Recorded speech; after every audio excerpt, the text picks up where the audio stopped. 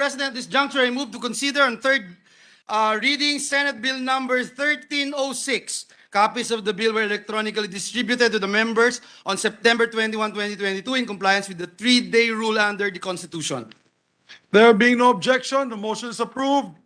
May we ask the Secretary to read the title of the measure and proceed with the roll call vote. An act postponing the December 2022 Barangay and Sangguniang Kabataan elections, amending for the purpose RA 9164 as amended by RA 9340, 10632, 10656, 10923, 10952, and 11462, and for other purposes. Roll call vote. Senator Angara, Senator Binay, Senator Cayetano Alan, Senator Cayetano Pia, Senator De La Rosa, Senator Ejercito, Senator Escudero, Senator Estrada, Senator Gatchalian, Senator Go, Senator Ontiveros, Senator Lapid, Senator Legarda, Senator Marcos, Senator Padilla, Senator Pimentel, I vote no and will explain later. Senator Poe, Senator Revilla, Senator Tolentino, Senator Tulfo, Senator Villanueva, Senator Villar Cynthia, Senator Villar Mark. The Senate President. Yes.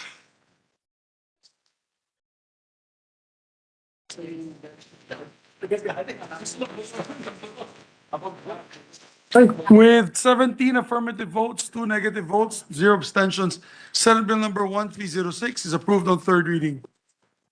May dalawa, Mr. President, the minority leader would like to Yes, take the I'd like to floor. recognize the distinguished minority floor leader, Senator Koko Pimentel. There were 2 negative votes, Mr. President? 2 negative votes. Yes. I said 17 affirmative and 2 negative. Okay, so if I may be recognized to explain my negative vote, Mr. President. Please proceed, sir. Thank you. I vote no to the postponement of the barangay and SK elections to December 2023.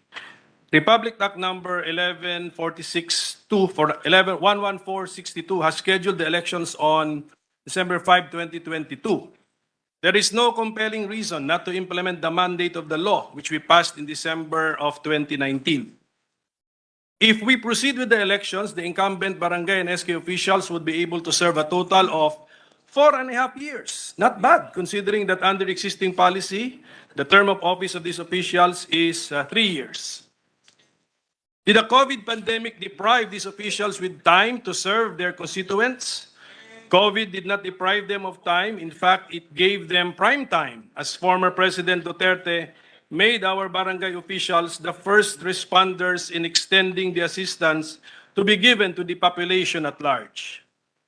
This election would have been a very good opportunity to conduct a referendum on the performance of the incumbents, especially in relation to their handling of the pandemic response.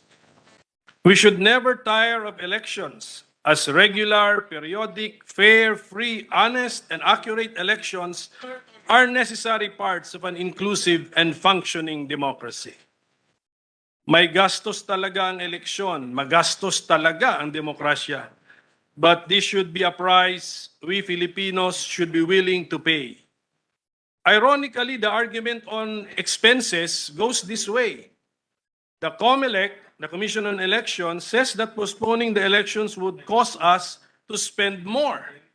Mas magastos pa ang pag-postpone ng eleksyon na ito. That there are unfinished business with the barangay and the SK is not a sufficiently good reason to postpone the election.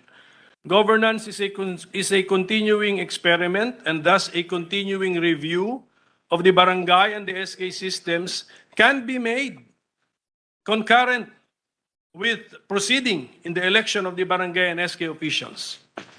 No less than the local government code itself calls for its own periodic review, and yet the elections of the officials mentioned therein are not, as it should not be, and could not have been affected by any business, finished or unfinished.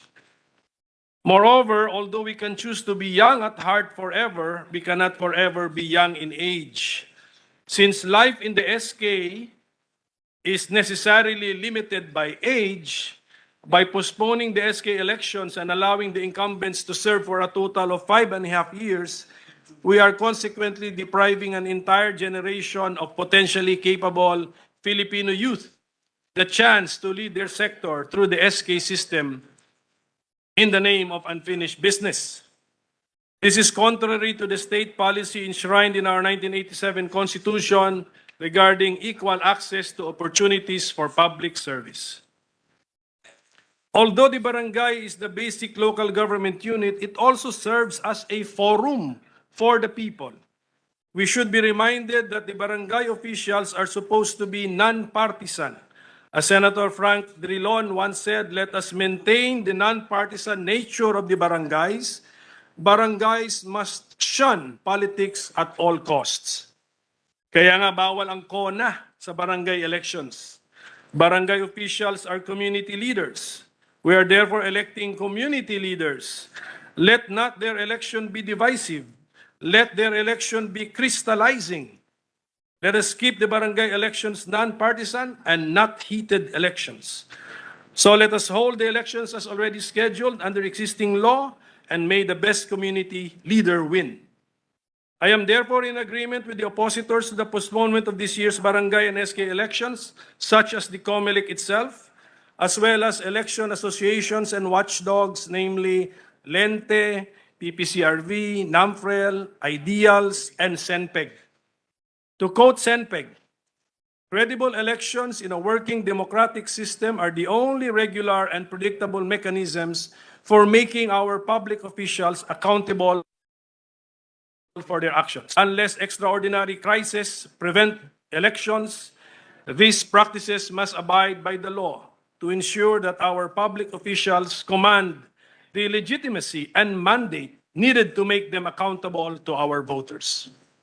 I therefore vote to continue with our already scheduled barangay and SK elections this December 2022 and call on all the citizens of the Republic of the Philippines to be involved in this important and sacred electoral activity, ensure that genuine public servants are elected, and thus begin the national transformation of our country to one which our children and grandchildren will be proud to call their home. So thank you very much, Mr. President, and to all our colleagues for their kind attention. Thank you very much. May we recognize next Senator Risa Ontiveros, if she will also explain her vote. Salamat kaayo, Mr. President. I will submit in writing my explanation of no vote, Thank you. but concur in full with the spirit of the no vote as expressed by the minority leader. Salamat kaayo. Thank you Thank very you. much, my distinguished colleague, Majority Leader. Thank you, Mr. President. Mr. President, I move to consider on third reading Senate Bill number 1290. Copies of the bill were electronically distributed to the members